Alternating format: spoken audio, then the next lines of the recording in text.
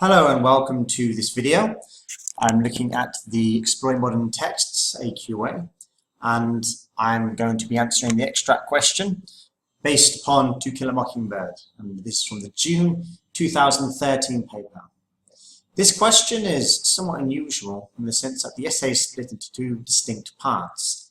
Part A deals with an extract, where of course language form structure is considered, and Part B aims to place the extract in a wider historical context.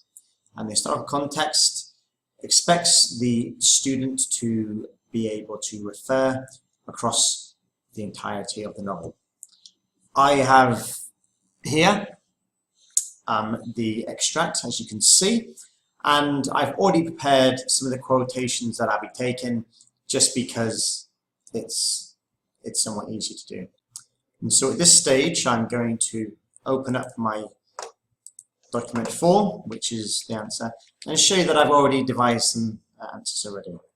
Now, broadly speaking, I want to aim for 3 paragraphs of analysis.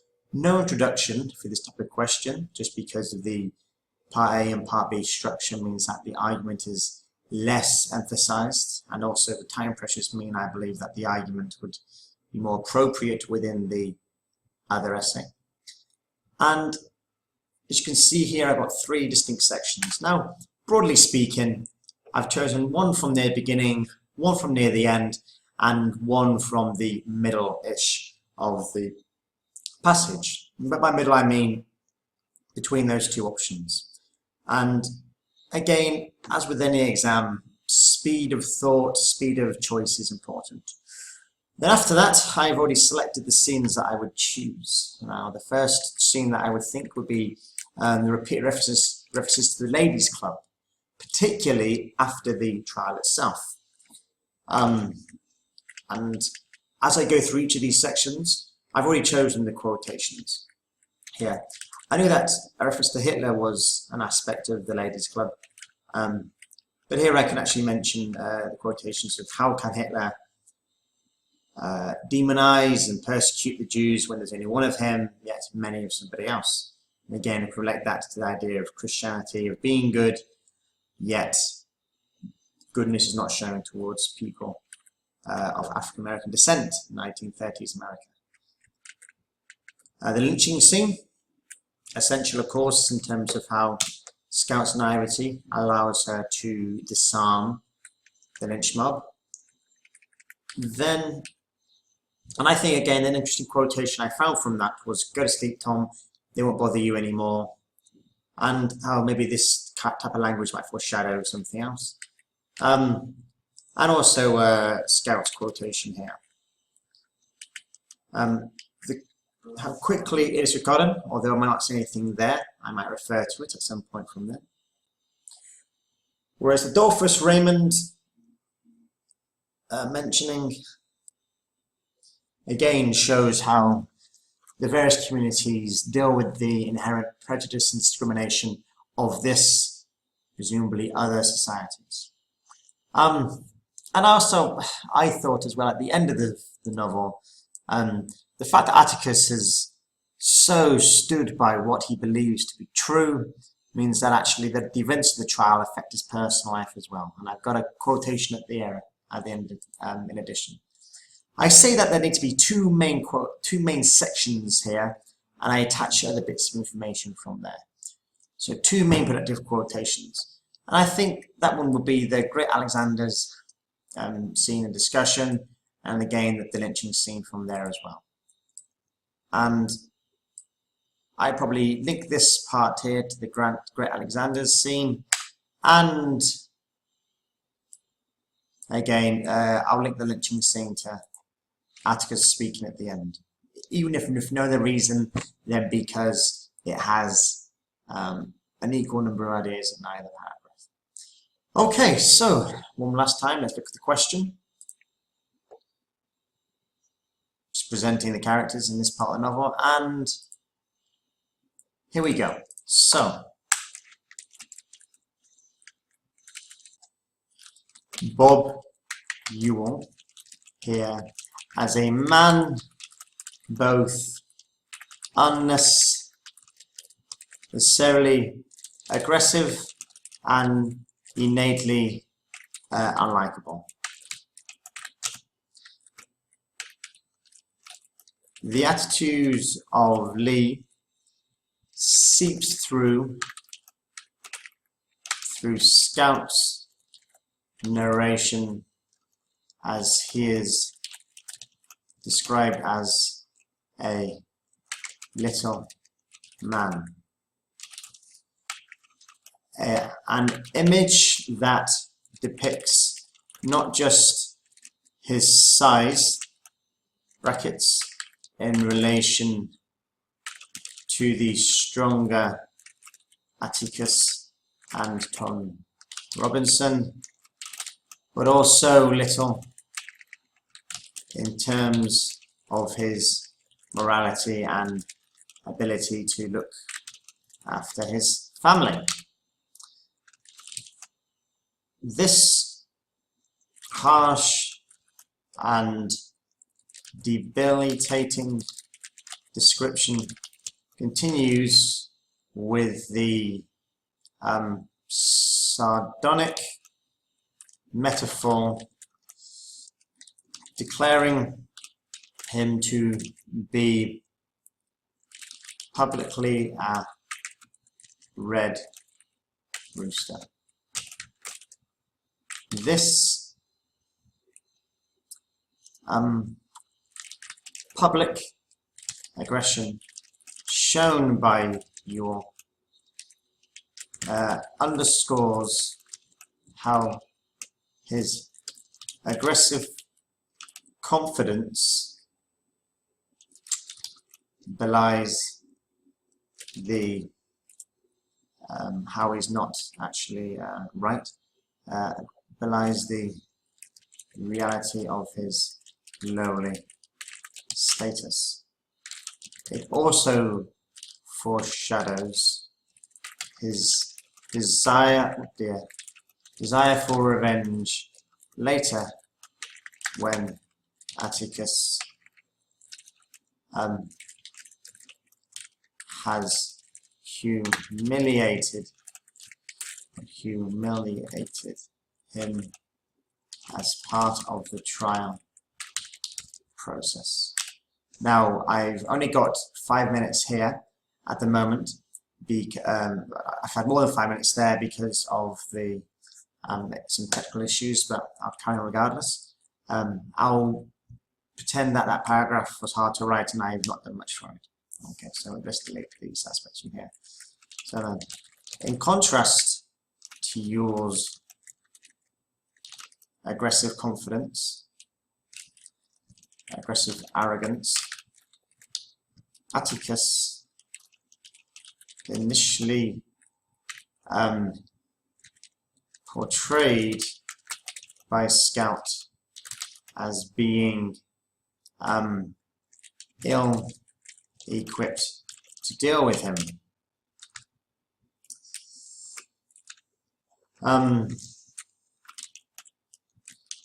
The archaic reference to Atticus having gone frog sticking without a light shows how Scout, in her childish naivete, characteristic of her age and narrative restriction. So let's read that again. The archaic reference to Atticus, I think archaic is not the best one. Okay, so let's put dated. Reference to Atticus having gone frog sticking without a light shows how Scout, in her childish naivety, characteristic of her age and narrative restriction, cannot understand how Atticus operates so skillfully in court. Like this theme of respect. It's not respect, it's like, you know, I think of ignorance of the adult world. It's poorly expressed theme, but there we go. Of the adult world, this theme of ignorance of the adult world, usually to show Atticus in a better light later, has been running throughout the text, most notably before by the devastation Scout and Jem felt by their father's physical weaknesses. Now I'm getting a bit away from this actual extract, and it needs to be really language analysis, so I look at this. Okay.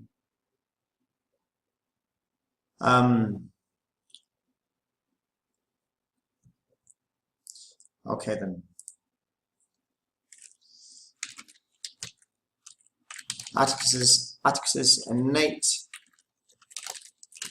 come on, double N, innate confidence, however, allows him to suffer the ignorance of his children just as he suffer the judges and presumably the readers' questions as to what he is arguing. His desire to be heard, one question plus one more. Notice I'm not looking at the text again, I'm just taking it as a question. Highlights his quiet confidence and gravitas, which is in stark contrast to the bellicose belligerence of your. Okay, so one more paragraph here. Okay, this confidence on the part of Atticus is well shown through this series of calm questions asked by Atticus, culminating dramatically in the polite demand, would you write your name for us? Notice how I put a full stop outside of the question mark here, because the question mark appeared in the text itself. Now, what else do I want to say here?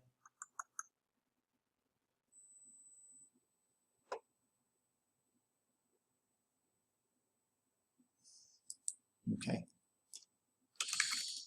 The reader, knowing Atticus's confidence is there, certainty and prior preparation, knows that this is leading to yours downfall. The sparse, short sentences shaved of poetic diction raise attention in this scene. Indeed, the leaning over at the end, I believe.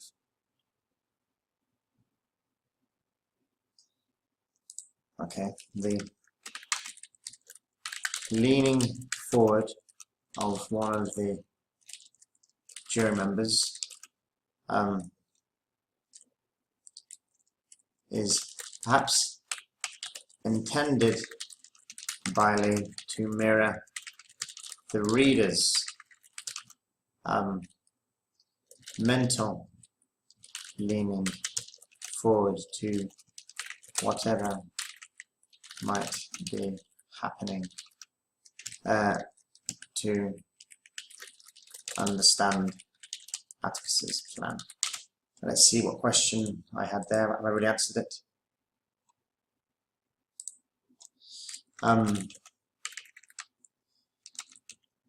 We are clearly meant to revel in this slow revelation, confident that you will be shown as an evil man, that this will not happen later is a devastating blow that will shake Scout's view of the world. There we go. Okay, so we're now looking here at part B. So we actually place part B here. We then look at the question, which is how the trial relates to the rest of society. So, trial relates the attitudes of the wider Macombian society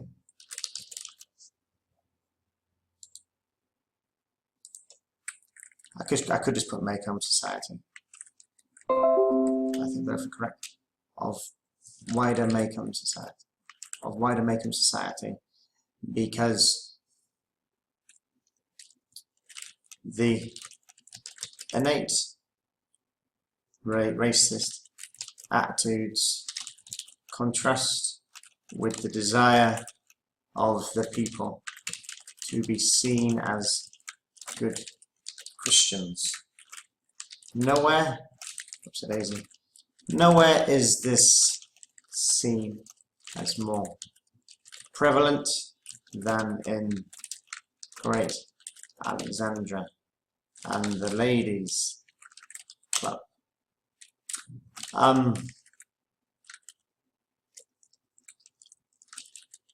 Sandwiching the trial scene and coming after the childhood adventures of Scout and Jem, the Ladies' Club represents for Scout a desire to conform to adult expectations, although mostly in terms of gender roles and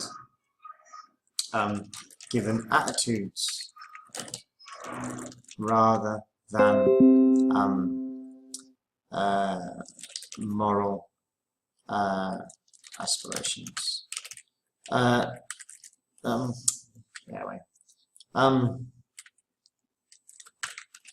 telling conversation occurs where a lady asks, and here it would be really nice if I actually had the lady that asked, how can Hitler, square brackets, imprison Jews when there is only one of him?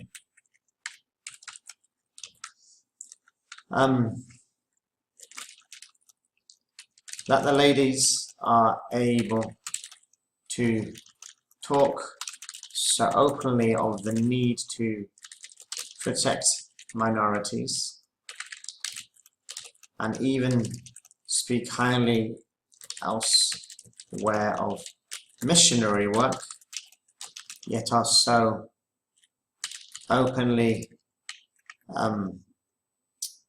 prejudiced against black people in their community, shows that these attitudes, shows that racist attitudes are often unchallenged and deeply entrenched. Okay. Linked to this proliferation, 2 clocks here, let's close this one. Linked to this proliferation of prejudice is the wonderfully irreverent and bizarrely wise attitude demonstrated to Scout and Gem by Dolphus Raymond. His purposeful encouragement of a hard drinking and irresponsible public persona effectively allows him social space within the narrow confines of this racist community. Since others are able to judge his desire for love within a mixed relationship as down to an inconsistent character, he is left largely alone and untouched, rather than persecuted as he might be if his presence challenged more openly the kind of racist views present at the trial. Okay. Now I've not actually put the quotation in there, but I might make mention of it now in the next few seconds. So, Atticus's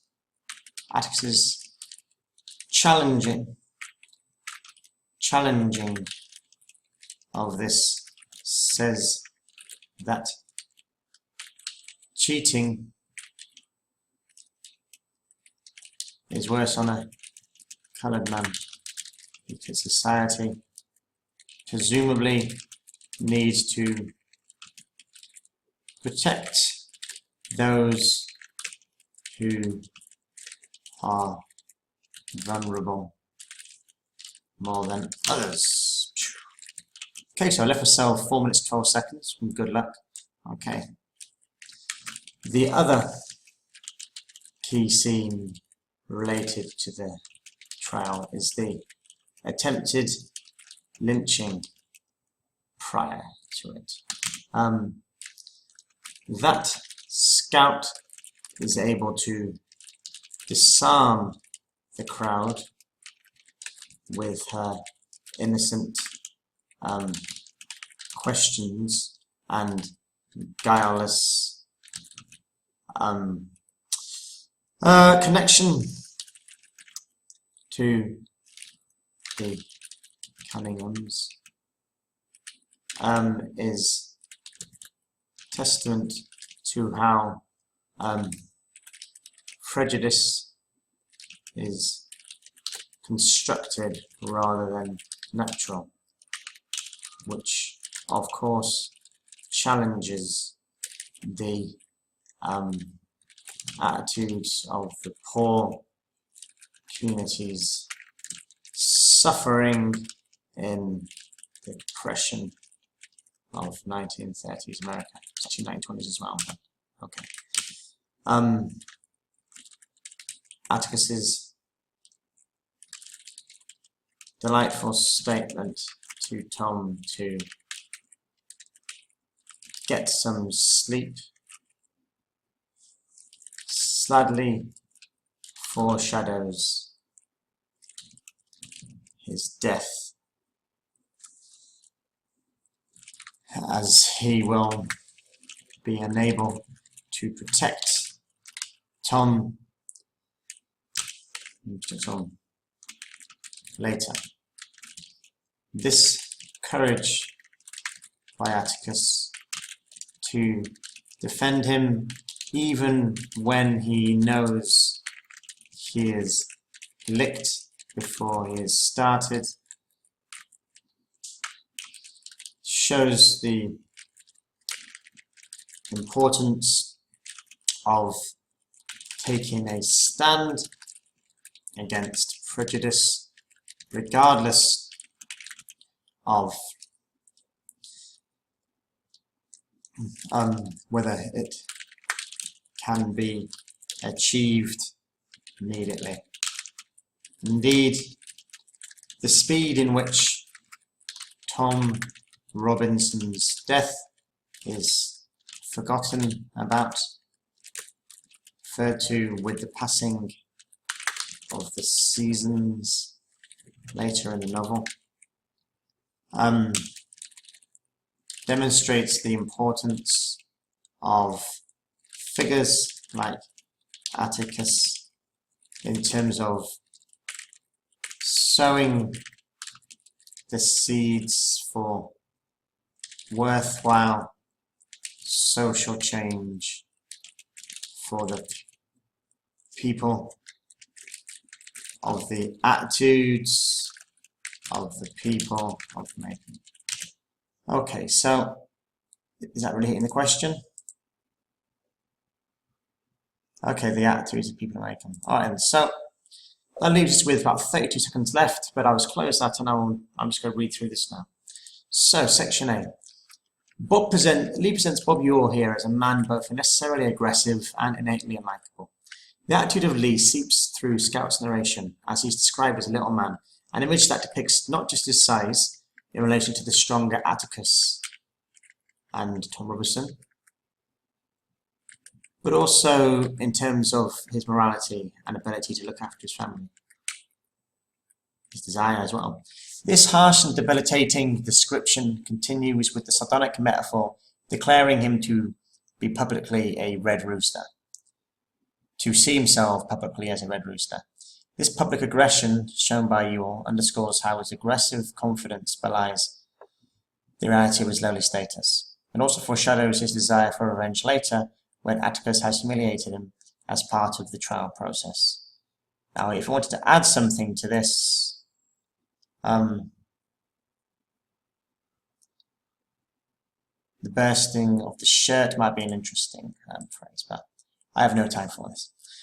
In contrast to Ewell's aggressive arrogance, notice how I'm leading to something of an argument next. Talked about Bob Ewell, now I'll talk about Atticus. Atticus is initially portrayed by Scout as being ill-equipped to deal with him. The dated reference to Atticus having gone frog-sticking without a light shows how Scout, in her childish naivety, characteristic of her age and narrative restriction, cannot understand how Atticus operates so skillfully in court. This theme of ignorance of the adult world, usually to show Atticus in a better light later, has been running throughout the text, most notably before by the devastation Scout and Jem felt by their father's physical weaknesses. Now, I was thinking with more time of them mentioning, however, of course, Atticus was able to show his physical prowess, yet he doesn't want to because he believes that it is giving him an unfair advantage. But I feel that that would have gone too far away from the text somewhat for the nature of this part A, which is why I found this part of the exam a bit unusual.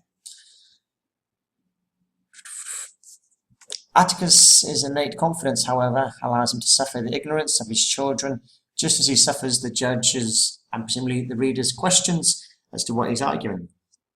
His desire to be heard, one question plus one more, highlights his quiet confidence and gravitas, which is in stark contrast to the bellicose belligerence of Ewell. And again, you just need the language to really see this. This confidence on the part of Atticus is well shown through the series of calm questions asked by Atticus, culminating dramatically in the polite demand, "Would you write your name for us?" The reader, oh dear, this really wants to say that this is a question. Anyway, the reader, knowing Atticus's certainty and preparation, knows that this curious question, this cunning rhetorical, we used to do that with an H, rhetorical question is leading to yours downfall. The sparse short sentences, shaved or poetic diction, raise attention in this scene. Indeed, the leaning forward of one of the jury members is perhaps intended by Lee to mirror the reader's mental leaning forward to understand Atticus's plan. We are clearly meant to revel in the slow revelation, revel in revelation, confident that you will be shown as an evil man. That this will not happen later is a devastating blow that will shake Scout's view of the world. So, I'm not entirely certain the extent to which I have focused on language techniques inside there, but I've got a predictive quotation each one. I've mentioned some language techniques, the metaphor, could mention maybe on that, maybe the hyphen, but it's a sound enough response for this.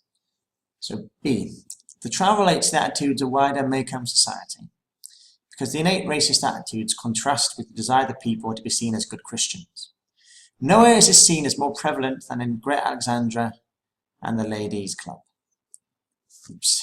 I think she's great, but it's actually Aunt Alexandra.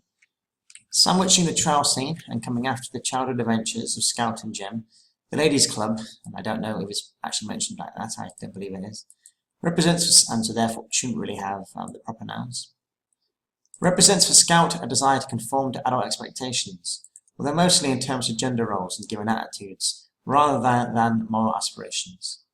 A telling conversation occurs where a lady asks, "How can Hitler imprison Jews when there is only one of him?" That the ladies are able to talk so openly of the need to protect minorities, they must speak highly elsewhere of missionary work, yet are so openly prejudiced against black people in their community, shows that racist attitudes are often unchallenged and deeply entrenched in this society. Linked to this proliferation of prejudice is the wonderfully irreverent and bizarrely wise attitude demonstrated to Scout by Dolphus Raymond. His purposeful encouragement of hard drinking and irresponsible public persona allows him social space within the narrow confines of this racist community. Since others are able to judge his desire for love within a mixed relationship as down to an inconsistent character, he is left largely alone and untouched, rather than persecuted as he might be if his presence challenged more openly the kind of racist views present at the trial. Atticus's challenging of this says that cheating is worse on a coloured man because society presumably needs to protect those who are vulnerable more than others. And again, I should be consistent when saying coloured or black. The other key scene related to the trial is the attempted lynching prior to it. That Scout is able to disarm the crowd with her innocent questions and guileless connection to the Cunninghams is testament to how prejudice is constructed rather than naturally occurring, which of course challenges the attitudes of the poor communities suffering in the depression of the 1930s.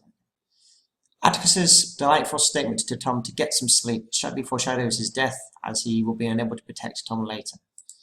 Is it a true foreshadowing? Perhaps not. This courage by Atticus to defend him, even when he knows he is licked before he has started, that's before he's begun is the exact quote, shows the importance of taking a stand against prejudice, regardless of whether it can be achieved immediately, tackled immediately.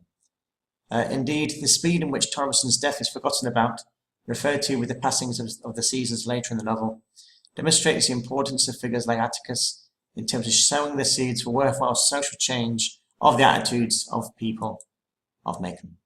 Okay, so there's plenty of missed opportunities here, but in terms of a GCSE piece and the times conditions, you've got 3 paragraphs, each with a productive quotation.